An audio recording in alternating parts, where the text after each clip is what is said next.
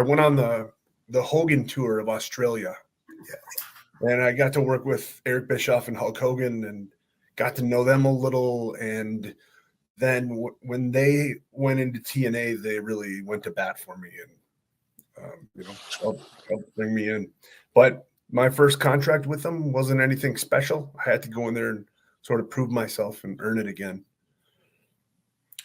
Just a sidebar, since you brought up Hogan and Bischoff, the reviews of their tenure are tepid in some circles, but I wanted to get your thoughts on the fact that at one point we were talking about resurrecting the Monday Night Wars and going against WWE on the same night. Do you think in hindsight that could have had legs had it gone on longer, or was it a mistake? I think it was very ambitious, and I think it was done with the best intentions. But WWE is a monster as far as when you see the way that it operates behind the scenes. It is just well-oiled. It's a well-oiled machine, and I don't believe that TNA at the time was like that. There was a lot of like hands that the left hand didn't talk to the right hand, and so I think that was they're not to badmouth, but this just is what it is. There was a time where we went into Baltimore. We had a show at a ball stadium, like an outdoor, like a baseball stadium, that held six or 7,000 people, say. And we drew 162 people that night. And ROH was down the road at a 900-seat venue and sold it out. It's just stuff like that. We would go into towns and, we go to the gym and people would come up and go, what are you guys doing here? I'm like, we're wrestling tonight right down the road.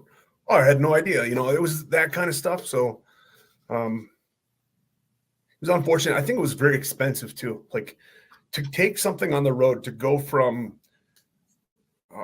we were at Universal Studios for so long, to where like the ring just sat there. All of the equipment sat there until the next TV taping. It didn't have to be disassembled at all. To then take it on the road, I heard that it costs about $600,000 when you're looking at the building rental, all the travel and the airfare and stuff for all the talent. You got to have venue insurance. You have to have somebody on staff, an ambulance on staff, and security, and the TV truck itself, and to access the satellites and stuff like that. It's a huge expense. One of the major angles you're involved in, and I've got a lot of fan questions about this still, is the whole aces and eights thing. They seem to look back. I mean, initially it garnered some criticism, but what have you, now it seems to be somewhat of a favorite amongst the fans. How was that pitched to you? And that kind of gave you, correct me if I'm wrong, an opportunity to show some of your character chops there, because we saw some of your character that wasn't seen before in terms of that internal conflict, and not just the straight NWO gang type thing. Yeah, it was something that I was just sort of in limbo at the time, I remember, and they didn't really know what exactly to do with me or who to pair me up with. And Bischoff pitched it to me like, what about this? And I thought, let's try it, and so I was happy that he pitched it to me in the first place. And then it was a lot of fun, and there was so much. We did a lot of behind the scenes stuff, and a lot of things creatively that I just had a really fun time doing it. And what a great group of guys it was to work with, all of them. But that was Bischoff's. That was Eric Bischoff's prodding. What did you think of Eric and the way that he works in his mind for the business? Did you learn a lot from Eric?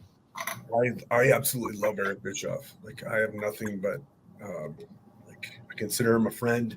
And yeah, I think the thing about him is in his teaching style, he points out his own flaws, things like that, missteps that he's had along